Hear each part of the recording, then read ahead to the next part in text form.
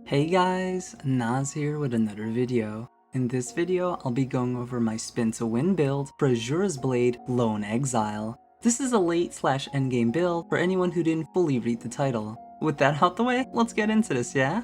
This build capitalizes on Lone Exile's strength with having the highest multi-hit arts in the game for the tank role.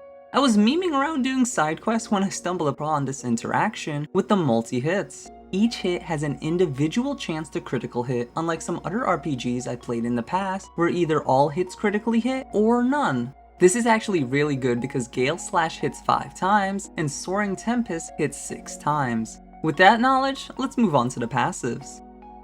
I'll state this now not to repeat myself, but you'll want these blades to be at level 20 to get the most out of the passives. You'll need Martial Artist at level 15 minimum to make this work because we'll need Frenzy combo. Since we'll be reducing our cooldowns by 25% each critical hit, we'll need a total of 4 hits to connect to do so.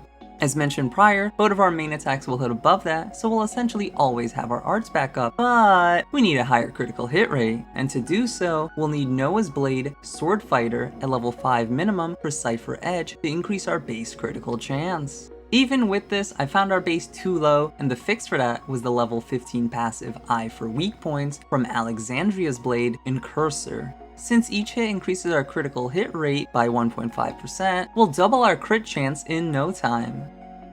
Now that we have our passive set, let's go over our arts. Gale Slash and Soaring Tempest are a must, but the last slot is up to you.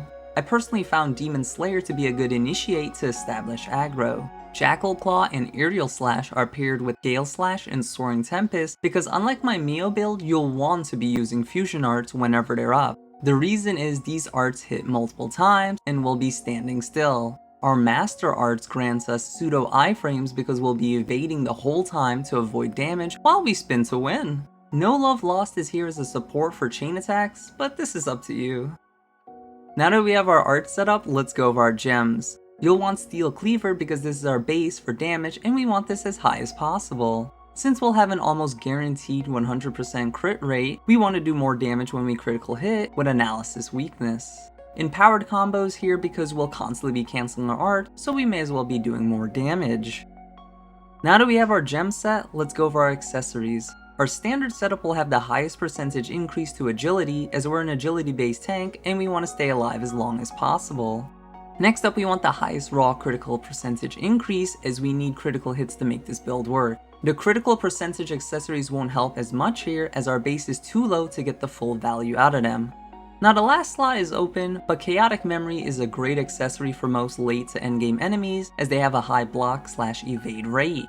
If you don't seem to be having that issue, a great accessory to replace this is the Silver Earrings. This helps us get to our chain attack sooner because each individual hit counts towards this accessory. Okay, now that we're set up, let's get into combat and let me do a quick demonstration. There are a few rules to follow to optimally use this build. Before we get into battle, select the enemy and use the tactical menu to follow the leader. Wait for your 2 auto attacks to connect, then cancel into Demon Slayer, then Gale Slash. Unfollow the leader while the animation is happening. Afterwards, cancel into Soaring Tempest, and from here we'll want to use anything that's up. If Gale Slash and Soaring Tempest are on cooldown but your Talon Art is up, then use it. This helps us build our Eye for Weak Points passive.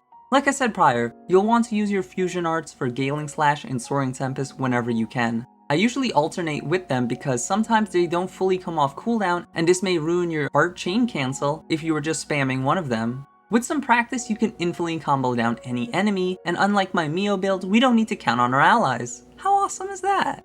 Don't forget, if this video brought value to you, please leave a like and consider subscribing to see more as I plan on making more builds and I play a wide array of RPG games. So if you enjoy my concise, no fluff style, then consider subscribing to see more in the future. Until the next video, I'll see ya.